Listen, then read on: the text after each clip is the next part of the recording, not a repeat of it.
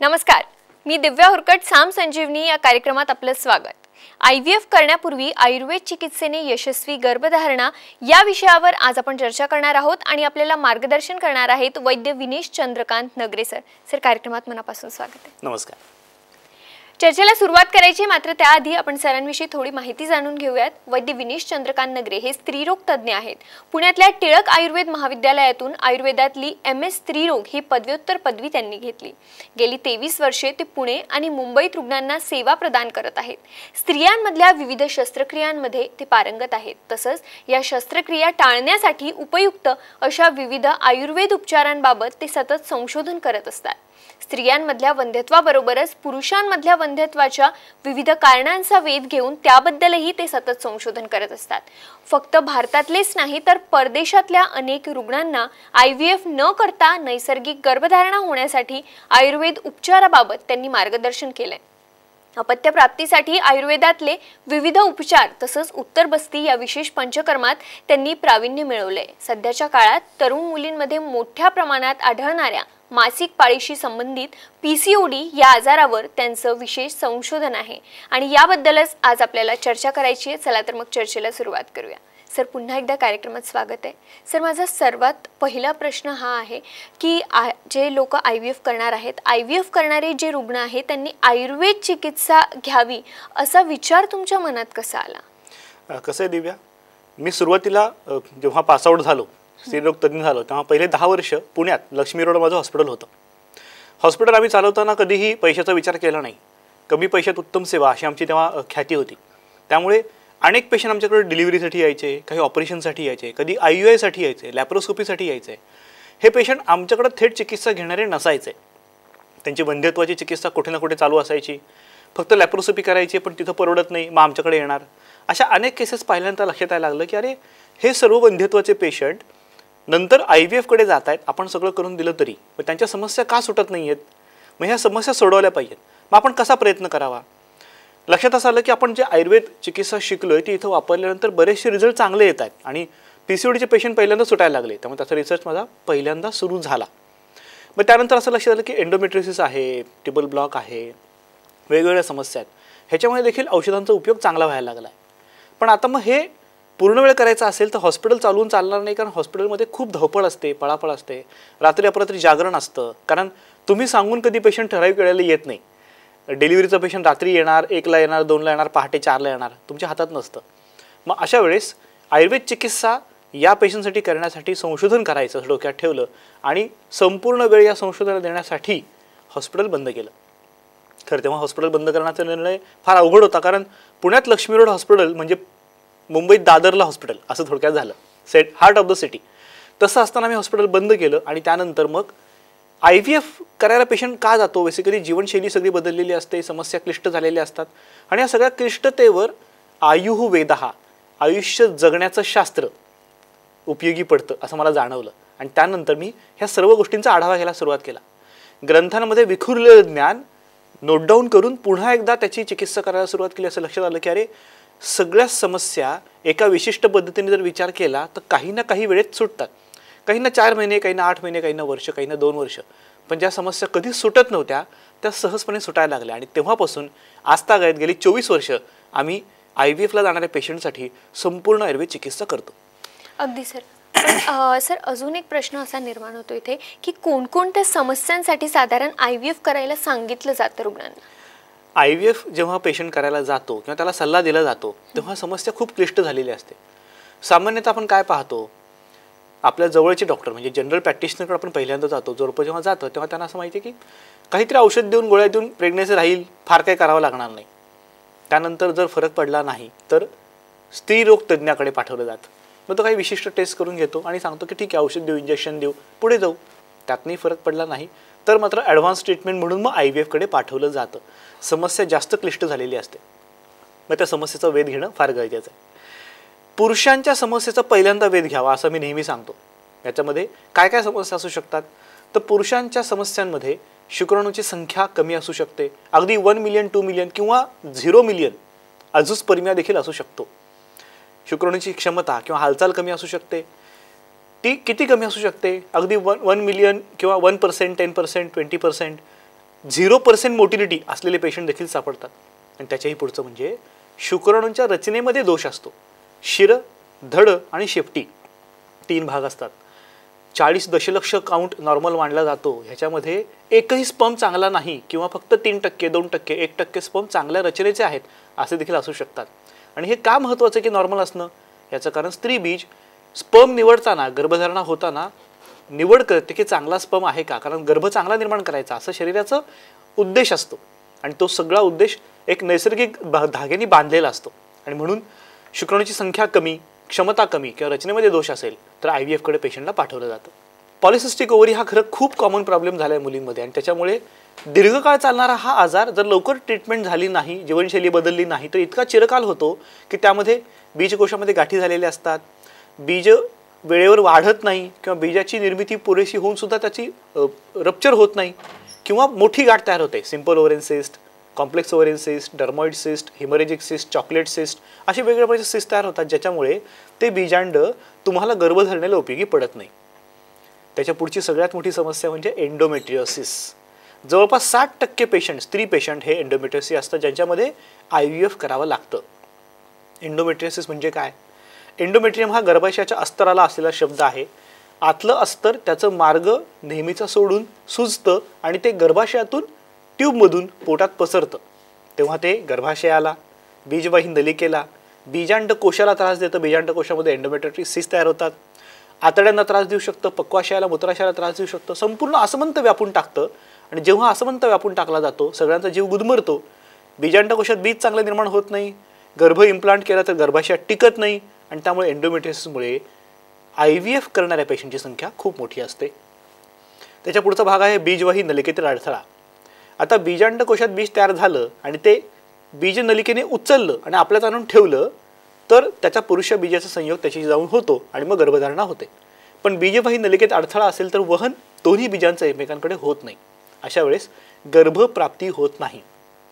याला in Vivo pregnancy म्हणजे तुमच्या शरीरात ट्यूबमध्ये प्रेग्नन्सी राहिली असं म्हणतात. ट्यूबमध्येच प्रेग्नन्सी राहते बरं का. म्हणजे बऱ्याच जण म्हणतात की ट्यूबमध्ये प्रेग्नन्सी राहिली, प्रॉब्लेम झाला, असं नसतं. नैसर्गिकरित्या ट्यूबमध्ये प्रेग्नन्सी असते. सुरुवातीला 4 ते 5 दिवसाची वाढ झाल्यानंतर तो गर्भ सरकून गर्भाशयात येतो. नलिकेत अडथळा असेल तर गर्भधारणा होत नाही. हीच गोष्ट बाहेर करतात म्हणून त्याला टेस्ट ट्यूब बेबी म्हणतात. इन व्हिट्रो फर्टिलायझेशन, IVF, नीट लक्षात घ्या. सो बीजवाही नलिकेत अडथळा असेल तर तुमची गर्भधारणा प्राकृत होऊ शकणार नाही. तुम्ही IVF करा सांगितलं जातं. पण जर नीट लक्ष दिलं, शास्त्रशुद्ध चिकित्सा केली तर ट्यूबल ब्लॉक निघू शकतो. आणि त्याच्याही पुढचा प्रॉब्लेम म्हणजे लो AMH, अँटीमुलेरिन हार्मोन, हा बीज निर्मिती नियंत्रित करतो असं मानलं जातं. जर लो AMH असेल तर काय असतं? लो ओव्हरियन रिझर्व म्हणजे बीजांड कोशात बीजांडाचा साठा कमी झालेला आहे किंवा लो अँट्रल फॉलिकल काउंट, परिपक्व होणाऱ्या बीजांचा अपरिपक्व बीजांचा साठा देखील कमी झालेला आहे. आणि तिसरा आणि मोठा प्रॉब्लेम म्हणजे बीजांड वाढतंय पण त्यात बीजच नाही, एम्प्टी फॉलिकल सिंड्रोम डेव्हलप होतो. याचं कारण शरीर AMH द्वारे जे नियंत्रण ठेवणार आहे, बीज निर्मिती करणार आहे, त्याची क्षमता कमी झालेली असते. मग ती अगदी 26 वयात, 36 वयात, 40 वयात देखील होऊ शकते. 0.2, 0.4, 0.6 AMH असणारे पेशंट येतात आणि त्यांना सांगितलेलं असतं की IVF शिवाय पर्याय नाही किंवा IVF करून झालेलं आहे आणि प्रेग्नन्सी अजूनही नाही. पण काळजी करण्याची गरज नाही. समस्येचा अचूक वेध घेतला तर आपण आयुर्वेद चिकित्सेने गर्भधारणा करू शकतो. अगदी सर. गेली 23 वर्ष तर तुम्ही प्रॅक्टिस करताय आणि गेली 23 वर्षात बऱ्याच पेशंट्सवर, बऱ्याच रुग्णांमध्ये तुम्ही यशस्वी गर्भधारणा केली आयुर्वेद चिकित्सेच्या माध्यमातून. असे बरेच अनुभव तुमच्याकडे असतील, त्यातले काही अनुभव आमच्यासोबत शेअर करा. निश्चितच दिव्या. प्रत्यक्ष ट्रीटमेंट केलेले मी अनुभव सांगेनच, पण तुम्हाला हे सांगतो की करोनाच्या काळात आपण बघितलं ऑनलाईन कन्सल्टेशन बरेच जण करतायत. आमचे काही पेशंट मुखपरत्वे म्हणजे एकाने दुसऱ्याला सांगितलं, दुसऱ्याने तिसऱ्याला सांगितलं असे रिझल्ट सांगतात. आणि त्यातनं आम्हाला कधी कधी अमेरिकेतनं, अगदी चीनमधून गेलेले, शिकायला गेलेल्या मुली असे पेशंट यायचे. त्याला जवळपास 7 ते 8 वर्ष झाली. ऑनलाईन कन्सल्टेशन आपण त्या काळापासून करतोय. ऑनलाईन कन्सल्ट केल्यानंतर शिस्तबद्ध पेपर करून त्याचं डायग्नोसिस करून आपण त्यांना औषधं कुरिअर करतो. आणि तुम्हाला सांगायला हरकत नाही, ज्या पेशंटचा मी चेहरा अजून कधीही पाहिलेला नाही त्यांना देखील त्यांनी गर्भधारणा झालेली आहे. तर तुम्हाला जर असं वाटत असेल की डॉक्टरांना भेटणं कसं शक्य आहे, पुणे मुंबई सोडून आम्ही लांब राहतो, काही काळजी करू नका. फक्त फोन करा, आम्ही ऑनलाईन कन्सल्टेशन करू आणि तुमची ट्रीटमेंट करू. आता वळूयात खऱ्या प्रश्नाकडे. IVF करायला सांगितलंय आणि आता काय करायचं, असा एक पेशंट माझ्याकडे आला होता. सामान्य कुटुंब, धिप्पाड माणूस, बायकोही धिप्पाड, छान वजन एकदम मस्त, छान आयुष्य चाललेलं. लग्नाला 2 वर्ष झाली, अजूनही गर्भधारणा होत नाही. मग बायकोचे रिपोर्ट केले, त्यात ओव्ह्युलेशन नीट नाही म्हणून औषधं सुरू केली, ओव्ह्युलेशन व्हायला लागलं, प्रेग्नन्सी अजून राहत नाही, आता काय करायचं. आणि मग 6 महिन्यांनी पुरुषाचा रिपोर्ट केला. खरं म्हणजे पुरुषाचा रिपोर्ट पहिल्यांदा करायला हवा, कारण तो सोपा असतो, छोटा एक रिपोर्ट असतो, नंतर स्त्रियांचे अनेक रिपोर्ट करता येतात. पण पुरुषाचा रिपोर्ट केल्यानंतर असं कळलं की अरे 0.1 मिलियन काउंट आहे, म्हणजे 40 दशलक्षच्या ऐवजी फक्त एक 10,000 काउंट आहे स्पर्मचा, आणि तो उपयोगी पडणार नाही आहे. पण त्यांना सांगितलं की तुम्हाला IVF करावं लागेल. तो म्हणजे IVF करावं लागेल, बरं, पण मग कसं करायचं. IVF तर करावं लागेल, पण तुम्हाला स्पर्म डोनर घ्यायला लागेल. स्वतःचं बीज वापरता येणार नाही, दुसऱ्या दात्याचं बीज वापरावं लागेल. त्यांना हा दुसरा धक्का होता. पहिला धक्का होता की आपण प्राकृत असताना प्रेग्नन्सी का राहत नाही, दुसरा धक्का IVF करावा लागेल, तिसरा धक्का स्पर्म डोनर घ्यावा लागेल. ते आमच्याकडे आले आणि त्यांची डिस्कस केली की डॉक्टर असं कसं होऊ शकतं, आमचं हेल्दी लाईफ चाललं आहे, कुठेही काही अडचण नाही, सगळं छान चाललं आहे. मगाशी मी सांगितलं की आपण 4 पानी पेपर मोठा करून घेतो, तसं पूर्ण पेपर केला. लक्षात आलं या माणसाची जीवनशैली अत्यंत बिघडलेली आहे, शिवाय बायको जॉब करते, दोघांचाही ताणतणाव एकमेकांवर येऊन त्याचा सगळा परिणाम शुक्राचं बल कमी होण्यावर झाला आहे. सोनोग्राफी केल्यानंतर त्या माणसाच्या स्क्रोटल सोनोग्राफीमध्ये डॉपलर केला होता, त्याच्यामध्ये स्क्रोटल फायब्रोसिस दिसून आलं. आता फायब्रोसिस असेल तर काय होणार आहे, सूक्ष्म केशप्रतिका अशा बीज रक्तवाहा शिराहा, सूक्ष्म केसासारख्या रक्तवाहिन्या बीजापर्यंत रक्त वाहून नेतात. ही घटना घडतच नव्हती, कारण फायब्रोसिसमुळे घट्टपणा आलता आणि त्यामुळे स्पर्म काउंट एकदम लो झाला होता. याचं मूळ कारण काय, मूळ कारण असं होतं, तो स्वतः CA होता, अकाउंटिंगचे क्लास घेत होता, अकाउंटिंग काम करत होता, रात्री 1-1 पर्यंत काम असायचं, स्वतःचं स्नॅक सेंटर होतं, त्यामुळे पहाटे 3:30-4ला उठावं लागायचं, झोप अपुरी व्हायची.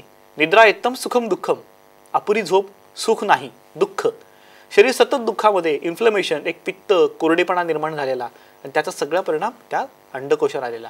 व्यायामाला अजिबात वेळ नसायचा, दिवसभर काम असायचं, आणि त्यामुळे समोर हसरा माणूस पण आतून दुःखी माणूस. मग हे दुःख दूर करण्यासाठी मग त्याची जीवनशैली पहिल्यांदा लावून दिली. वजन 86 का 87 किलो होतं. पहिल्यांदा वमन करून घेतलं, कारण पेशंट वसंत ऋतूमध्ये आला होता, वसंतामध्ये अतिरिक्त कफ शरीरातला काढायचा असतो. त्यांनी मला सांगितलं डॉक्टर वमनानंतर मला एकदम हलकं वाटतंय, वजन अजिबात कमी झालेलं नाही, पण आधी खूप जड वाटायचं, अस्वस्थ वाटायचं, हा अस्वस्थपणा गेला, हलकेपणा आला, आणि आता मला कुठलाही त्रास होत नाही, झोप छान लागते. ह्या घटनेनंतर हळूहळू औषध सुरू केल्यानंतर जवळपास वर्ष गेलं, पण 0.1 मिलियनचा काउंट हळूहळू 36 मिलियनपर्यंत पोहोचला. अजून एक गोष्ट मी सांगायची विसरलो, ते म्हणजे त्या पेशंटचा काउंट बरोबरच मोटिलिटी पण कमी झाली. 100% इमोटाईल स्पर्म होते, अजिबात हालचाल करत नव्हते. ते स्पर्म पूर्णपणे मोटाईल, म्हणजे 100% मोटाईल स्पर्म झाले, मोटिलिटी वाढली, म्हणजे थोडक्यात क्षमता वाढली. आणि त्याच्यामुळे 6 महिन्यात नंतर, म्हणजे वर्षभर ट्रीटमेंट करून झाल्यानंतर त्याच्या मिसेसची पण ट्रीटमेंट करावी लागली, आणि 1.5 वर्षात बरोबर गर्भधारणा झाली. पेशंटसाठी हा सगळ्यात सुखद अनुभव का होता, एक तर गर्भधारणा होत नाही ती झाली, IVF करावं लागलं नाही, डोनर घ्यावा लागला नाही, यासारखं सुख दुसरं काही नसतं. अगदी सर, म्हणजे IVF करण्याची गरज तर नाहीच आहे, पण आयुर्वेद चिकित्सेने यशस्वीपणे गर्भधारणा होते हे अगदी महत्त्वाचं, आणि ते सरांनी करून दाखवले. ते सर करतायत गेली 23 वर्षे. तर तुम्हालाही सरांना संपर्क करायचा असेल तर सध्या स्क्रीनवरती जे नंबर्स आहेत ते तुम्ही आवर्जून नोट करून घ्या आणि नक्कीच सरांना संपर्क करा. सरांचं प्रत्यक्ष मार्गदर्शन घ्यायचं असेल तर सरांच्या शाखाही आहेत, त्या तुम्हाला स्क्रीनवरती दिसत आहेत, तेही तुम्ही आवर्जून नोट करून घ्या आणि नक्कीच सरांना संपर्क करा, त्यांची अपॉइंटमेंट घ्या आणि सरांना एकदा प्रत्यक्ष भेट द्या. कार्यक्रमात वेळ होते एक छोट्याशा ब्रेकची, पण तुम्ही कुठेही जाऊ नका, पाहत रहा साम संजीवनी.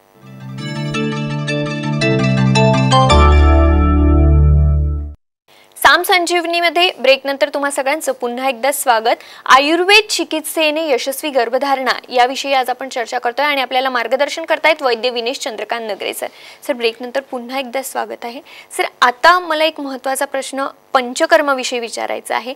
आयुर्वेदात जे पंचकर्म आहे, तर पंचकर्माने यशस्वी गर्भधारणा करण्यात कशा प्रकारे फायदा होतो, IVF न करता जी गर्भधारणा होते त्या? निश्चितच. दिव्या, मगाशी आपण जे पेशंट पाहिला तो होता IVF ला जायचा आहे पण गेला नाही. आता मी जी केस सांगणार आहे ती अशी आहे की IVF करून आलेत, ऑलरेडी एंडोमेट्रियोसिस होतं, पेशंटचं वय होतं 29 वर्ष, लग्नाला 3 वर्ष झाली, IT सेक्टरमध्ये काम होतं, तुम्ही बघता म्हणतात 8 तास पण 9 तास 10 तास 11 तास कधी कधी 12-12 16 तास काम असतं. ह्या अतिरिक्त मानसिक ताणामुळे तिच्या शरीरात वेगवेगळे बदल झाले आणि ह्यातनं एंडोमेट्रियोसिस डेव्हलप व्हायला लागलं. एंडोमेट्रियोसिसच्या सुजेमुळे गर्भाशयाच्या स्नायूंमध्ये ताठरपणा आला, ॲडिनोमायोसिस डेव्हलप झालं, गर्भाशय स्नायू घट्ट होतात. त्याचबरोबर त्याचा परिणाम बीजांडकोशावर आल्यामुळे एंडोमेट्रियाटिक ओव्हरियन सिस्ट फॉर्म झाला. तिला सांगितलं आता या परिस्थितीमध्ये तुमच्या ओव्हरीतून चांगलं बीज निर्माण होऊ शकणार नाही, तुम्हाला एग डोनर घ्यायला लागेल, म्हणजे दुसऱ्या स्त्रीचं बीज घ्यावं लागेल. तिने तेही मान्य केलं, कारण शेवटी वेळ नव्हता, IT सेक्टरमधलं काम, स्वतःला गर्भधारणा हवी आहे, मान्य करून IVF केलं. पण IVF यशस्वी झालं नाही. जो कुठला एम्ब्रियो तयार झाला तो इम्प्लांट झालाच नाही. याचं मुख्य कारण होतं एंडोमेट्रियाची सूज पूर्णपणे गेलेली नव्हती. इंजेक्शन देऊन तात्कालिक पाळी थांबवली, सूज कमी व्हायचा प्रयत्न केला, पण ते झालं नाही. पेशंट जेव्हा आमच्याकडे आली, आम्ही तेव्हा पाहिलं की अरे ह्याच्यामुळे काय काय घडतं, कसं कसं घडतंय. पेशंट म्हणले डॉक्टर मला औषध द्या, मी पंचकर्म करू शकणार नाही. म्हणलं ताई असं करता येत नाही, तुमच्यामध्ये जी समस्या आहे, जशी समस्या आहे त्यानुसार आयुर्वेद विचार करतं आणि मग तुम्हाला तसा सल्ला दिला जातो. आपण उत्तमातलं उत्तम औषध वापरू, पण पंचकर्माची गरज नक्कीच आहे. अगदी हिरक भस्म, सुवर्णकल्प सगळेच वापरले. हिरक भस्म आणि सुवर्णकल्प हे रसायन म्हणून काम करतात. रसायन म्हणजे शरीरात नवचैतन्य प्राप्त करून देणारं. जरा व्याधी नाशनम, जरा म्हणजे वृद्धत्व नष्ट करणारं. वृद्धत्व म्हणजे काय, तर बीज निर्मिती नीट होत नाही, शरीर खंगलंय, थकलंय, दुर्बळ झालंय, म्हणजे वृद्धत्व. व्याधीनाशन म्हणजे व्याधी प्रतिकार क्षमता निर्माण करणारं. सुवर्णकल्प हे त्यासाठी सिद्ध झालेले आहे. जोडीला काय पंचकर्म केलं, सगळ्यात पहिलं तिला मी सांगितलं शिरोधारा करून घेणं गरजेचं आहे. शिरोधारा म्हणजे डोक्यावर तेलाची धार धरतात. ही का करतात, तर याने मानसिक ताण कमी होतो, शारीरिक ताण कमी होतो, हार्मोन बॅलन्स होतो. आणि तिला जी झोप लागत नव्हती, कारण अस्वस्थ मन दिवसभर असायचं आणि त्यानंतर झोपली की सगळं ते डोक्यात फिरायचं, ही सगळी अस्वस्थता नष्ट झाली आणि झोप छान लागायला लागली. शिरोधारा केल्यानंतर तिला म्हणलं योनिनाम वातलाद्यानाम, योनी भागात वाताचं प्राधान्य असतं, वातस्तु बस्ती, बस्ती हे पंचकर्म करून घेऊया. बस्ती पंचकर्म करताना अतिरिक्त मलभाग शरीरातला बाहेर निघाला, वाताची गती नियमित झाली आणि शरीर शांत व्हायला लागलं. तिला पाळीमध्ये पोटात वेदना देखील व्हायच्या. मग ती म्हणाली डॉक्टर याचं काही करता येणार नाही का, कारण मला पाळीमध्ये जवळपास 10 ते 15 पेनकिलर खाव्या लागतात. म्हटलं करूयात. पंचकर्मातलंच स्नेहन हा एक वेगळा उपचार आहे जो आपण करूयात. म्हणजे अंगाला पूर्ण तेल लावतात, मान्य. तेलाची धार धरता येते. कशी, उदरधारा, पोटावर तेलाची धार धरायची, 20 ते 25 मिनिटं धार रोज भरायची, असं 5 दिवस करायचं. काय घडतं याने, पोटाच्या आतला जखडलेपणा, सूज सगळी कमी होते. म्हणजे अगदी एंडोमेट्रियोसिस, ॲडेनोमायोसिस, ट्युबल ब्लॉक असेल तरीही, डिस्मेनोरिया म्हणजे पोटात दुखतून पाळी येते त्यामध्ये सुद्धा, आणि थिन एंडोमेट्रियम म्हणजे गर्भाशयाचं अस्तर पुरेसं वाढत नाही, अशा वेळेस देखील उदरधारेचा फायदा होतो. त्याचा तिला खूप फायदा आला. पेनकिलर 2 किंवा 3 वर आल्या. त्यामुळे डॉक्टर ह्या पण बंद होणार नाही का, म्हणलं आहे. पंचकर्मात ह्याचाही पुढचा उपचार आहे आणि तो आहे जलौकावचरण. जलौका म्हणजे जळवा पोटाला लावणे.